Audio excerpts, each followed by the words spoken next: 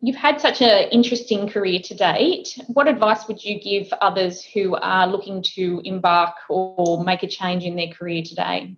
I would suggest do enough research about the company that you're going to be associated with. My first company that I worked for, went into bankruptcy. So any company that I moved from there on, I wanted to make sure that they're financially very, very strong. So I have a stable career.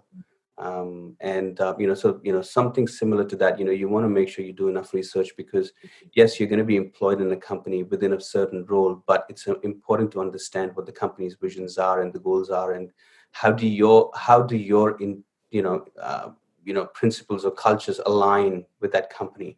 So I think that's very important. Ask a lot of questions for any interviews that you're going for.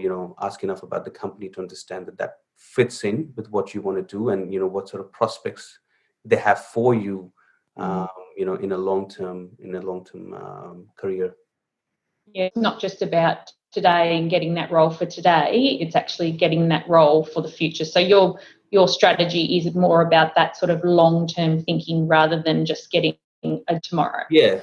I mean, it always has to be a long term, because ultimately, you don't just work for a year or two. You're in a workforce for 25, 30, 35 years, and you want to make sure you get the maximum out of it. So anything that you associate yourself with has to be in line, with what your expectations are, and I think that's where you sort of succeed. When you align that. Me being with Expert Artists for 6 years, I know I've found that. I understand the values, I understand the culture, I understand the mechanisms, the way they work, and I think that's why I've been here for the time that I've spent. So I think that's very, very crucial.